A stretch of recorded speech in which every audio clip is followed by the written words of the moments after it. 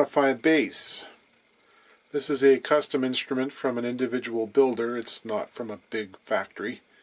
And there are some things going on with it. I decided again I'm not going to broadcast the name of the maker, hence the tape on the headstock, because I'm not really in the business of naming and shaming, and there's some stuff going on with this that, you know, there are some people out there who have a kind of pathological need to be mean, who think it's their job to contact someone and point out failings. But in this case, the player who ordered this has been waiting for, say, the right set of pickups to arrive for more than a year. And there are some other little things that went along with the production that they're not huge problems, but they need to be taken care of. And I don't know if this is usual for the maker, or if there's some kind of mitigating circumstances. For my part, I'm just going to try and satisfy the customer.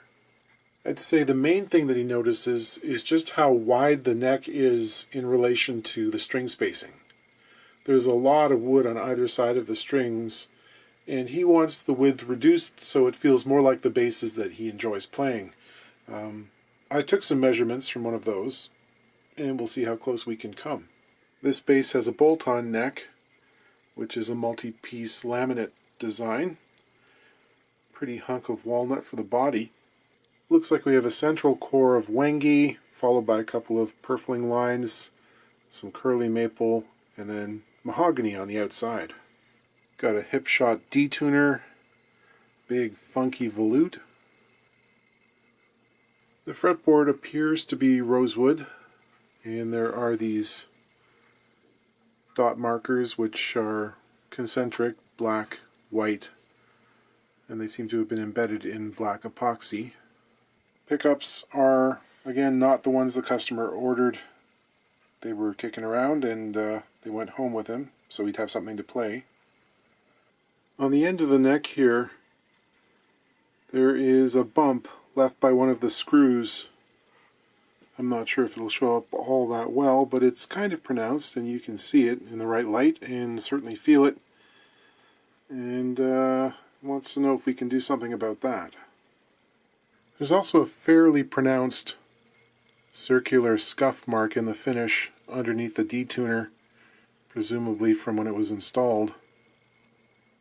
This is just under a 32-inch scale length. Looking at the nut width, I bet you this is kind of standard. The model we're going at is a Mustang style bass, which has 40 millimeter nut width, and this also has 40 millimeters at the nut.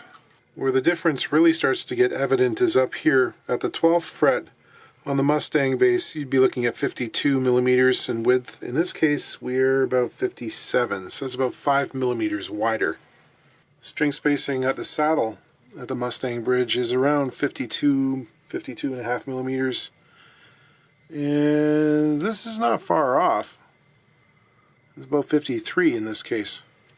So the strings are shifted towards the treble side, which is a good thing. It seems a little weird. There's a whole lot of space on the bass side. Yeah, so I guess we're going to plot this out and see what it actually would look like if we were to use the shape of the Mustang neck in terms of its taper. I'll remove the neck bolts, which are seated in some nice countersink inserts here. And there are 6 of them, so it's very secure.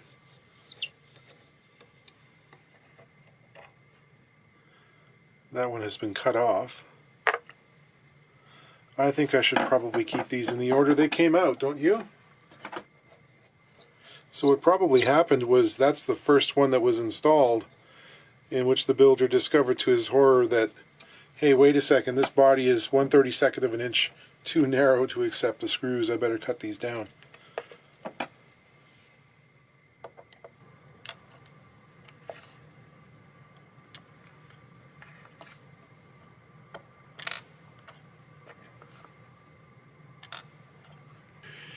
You'll take the neck out.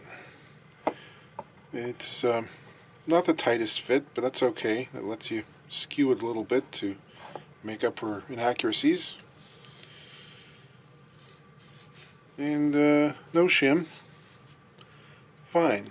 Okay, so we want 52 millimeters at the 12th fret. Let's find the center of this one. And then we can measure 26 millimeters.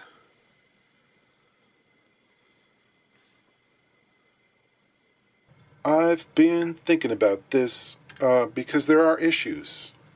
I wondered whether maybe I could do it without removing the frets. Filing through 5 or 6 millimeters of fret wire is not fun, but fret wire alloy is mostly copper, and I could probably put a carbide router bit through it if I didn't care about the bit, but no. One of the issues is the bolt-on nature of this neck and how the fretboard kind of relates to the pocket that the tenon has to go through. I can't just taper the whole thing. There would be big gaps on both sides in the pocket. So the taper has to stop at the body, and I'll figure out some kind of edge treatment for the fretboard to blend it in. The other thing is, looking at the edge of the fretboard, the 12th fret marker reminds me of the eyes of a conch snail. Some of the fret slots are darn near all the way through to the neck wood below. And I can't tell if they've been cut deep all the way across, or maybe it's just the ends which were touched up with a back saw to compensate for slots that weren't deep enough. This can happen if we don't predict how putting the radius on the fretboard is going to affect the slot depth. So here's the tip. The radius on this board is 12 inches, so we'll measure the width of the neck at the widest point where there's a fret. Usually it's at the end, and here it's about 62 millimeters. And we'll make sort of a rectangular box. We'll measure the depth of the fret tang that you intend to use, and we'll add about 6 thousandths or so, and we're going to mark that from the top of the proposed fretboard, not from the surface of the blank as it is right now.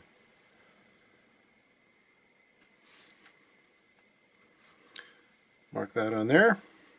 Now we can measure from that mark to the top of the fretboard blank as it is currently. Should be a flat surface.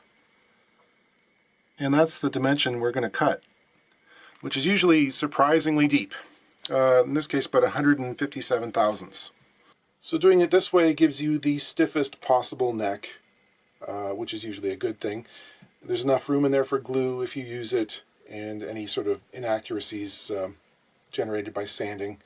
And you don't have great big chasms to fill at the end of each fret if you're not using binding. So it looks pretty clean.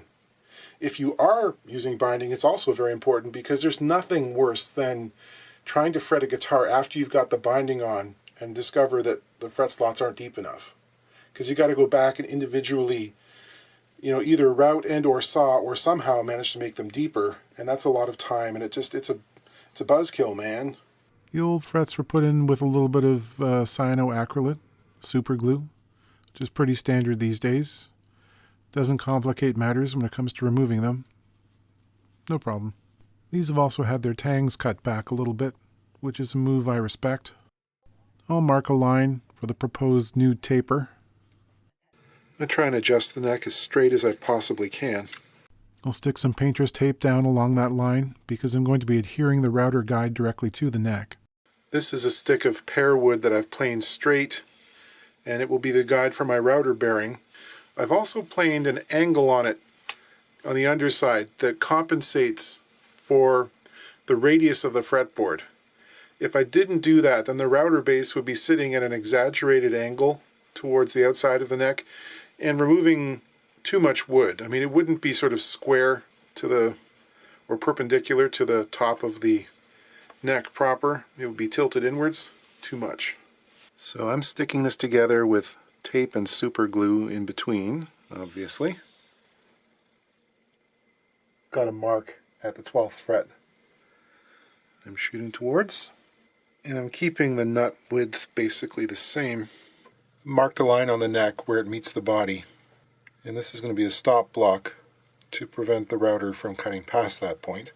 Okay, holding on to something like this is not the easiest thing. I've got the headstock in the jaw of my vise with some cork padded cauls, and the other end is just resting on the bench. This is firmly in place. I've marked a line where the end of the volute is, because I don't really want to plunge my router bit into that and cause myself more work than is necessary. Like this little area here down here, I can finish that by hand. It's practically nothing at that point, you know, it's tenths of a millimeter. And obviously this is not the kind of thing you would do if it's your first time using a router, because it's a fairly thin landing strip, and if you approach it with a lot of tension in your hands, you would probably have the tendency to tip the bit in one direction or the other, possibly putting a big divot in the neck or ruining the guide block. And basically, I mean, feed direction is important as well. You don't want to be going with the direction of the rotation of the bit, because it would start to skip along and could possibly dislodge the guide, or, you know, cause a big divot again. So just remember, none of this is a how-to. None of these videos are. This is all just a documentary, right? You're watching me do something. This is not how you should do it. This is how I do it, and I don't know who you are. So you might be able to do this, you might not. I can't judge your abilities for you.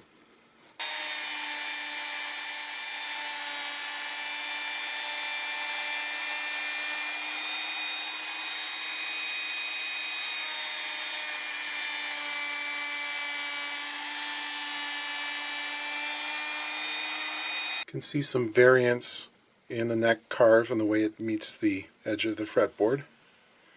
That's pretty common of a hand-carved neck. Second verse is pretty much same as the first. Thinking about a way to make these transitions a little more graceful. I mean, I suppose I could leave them like this, but it's a bit wonky because the neck joins the body in different locations on either side. I think what I want to do is follow the line of the fretboard all the way down to the end, but I'll chamfer or put an angle on it to the thickness of the fretboard, or there's a black line of veneer underneath it. I'll stop there and kind of slope it up. I think that might be a bit more appealing visually. Planing, planing, planing. Paring, paring, paring away the excess at the base of the neck, working on the transition.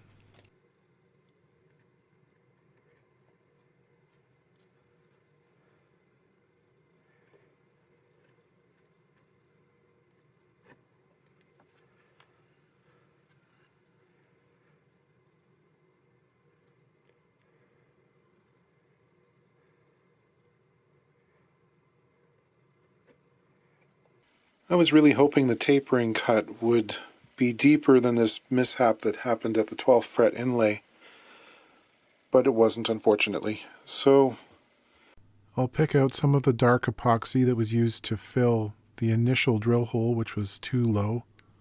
It's sometimes difficult to get those 12th fret dots in the same line. And I'll fill that up with some mahogany dust and glue that up. I'll use a small hand drill to reestablish the holes that were missing. And I'll glue in some white dot material. Pare that off. Here I'm refining the area down by the nut that I didn't want to run the router into. I'm going to carve a facet which incorporates some of the old surface of the neck and the new to round things over as it approaches the fretboard. I'll remove the bulk of the material pretty quickly using a file. I'll use a cabinet scraper to refine the surface a bit more, followed by 220 grit sandpaper. I'm going to refret with wire that's similar to what came off it. It's around 95 thousandths wide, around 45 thousandths tall. The slots really were cut very deep. Here I'm just getting rid of the accumulation of CA glue at the ends of the slots. I like using fish glue on the tangs of the frets. Bonk, bonk. I'll pound in the ends and give it the squeeze.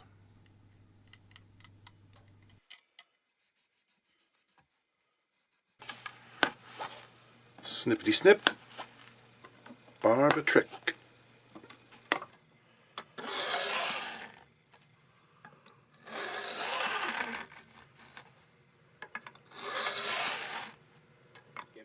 Using a little round file on the transition area over the body. Basically, I want the horizon of the neck to look normal when you're playing it and looking down. A little bit of crowning with the trusty old 3-corner file.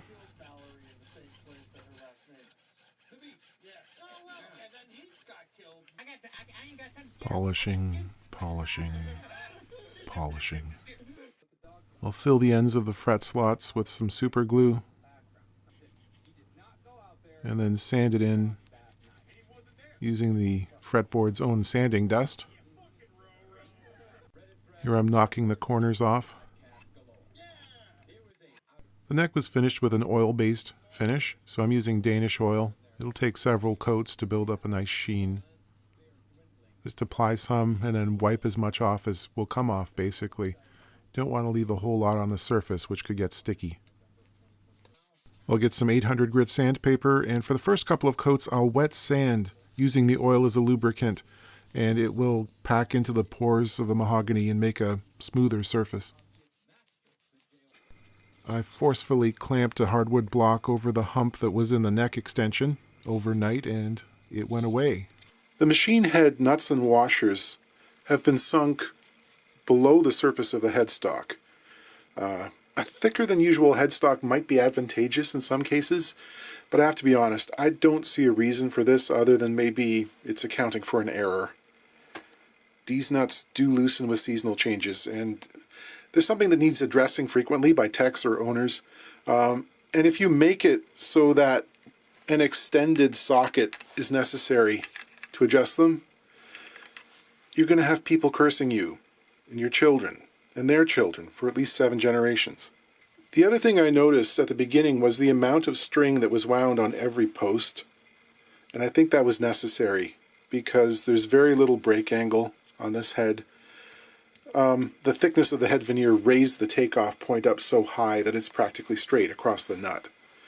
I guess what I'm driving at is, if you cut your headstock too thin, which could happen, you should probably make up for it on the back side rather than the front. The washers could be countersunk, but you want the nuts accessible with a wrench, even when the strings are on. Because sometimes we're looking for a sympathetic buzz or a rattle, and it's occasionally caused by loose tuner nuts. I don't want to have to take the strings off when I'm searching for it. And also, just looking at this, I see little divots around here, which suggests that these were probably installed 14 millimeter. Like this. I did happen to have a spark plug socket that was long enough. I used some 600 grit on a flat block to try and get rid of that strange circular scratch. This is not very thick. Remember, this is standard veneer. It's only 0.5 millimeter thick, so you can't sand all day. With the strings back on, I realized I got just a little bit too much relief. It's around 15 thousandths. So put a little more tension on the rod. I'm going to adjust the action up a little bit. It's important when you do that to slacken the strings. You don't want to be doing this under tension. It's putting a whole lot of stress on the tiny little threads in the saddle blocks otherwise. There we are. It's got 3 coats of oil on it at this point. I'll probably rub on a couple more over the next few days. And in terms of neck shape, it feels much more familiar to me. I hope the customer feels the same way. There's always a gamble that comes along with having a custom instrument made. If you're going into that experience, there are maybe 2 ways to promote a good outcome. The first would be to play one or more of the maker's instruments and say, I like it. I want one of those. Make me one. The other would be to get as granular with the dimensional details as possible. You got a guitar with a neck that you really like? Well, that's the model. Let them see it, get them to measure everything, and try very hard to duplicate it. And be as detailed as you can when you're going in. You won't come across as a difficult customer because you're providing useful information, stuff the maker won't have to guess about. which is different from making a whole bunch of changes on the fly while the thing is under construction. That is infuriating. You want the maker to have as clear an idea about your vision as possible.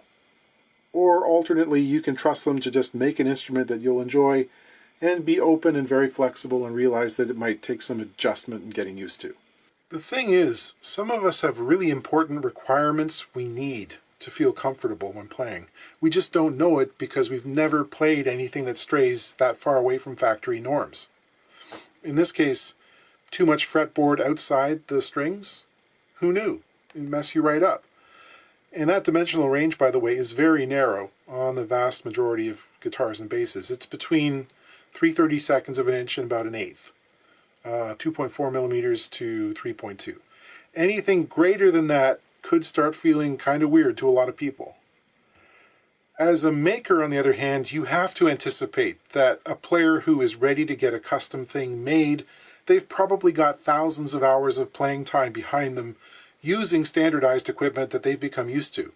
So if you decide you want to stray too far outside conventional specs, you might be making things harder than they have to be. It could be a recipe for disappointment. Anyway, let's plug it in and we'll make some noise.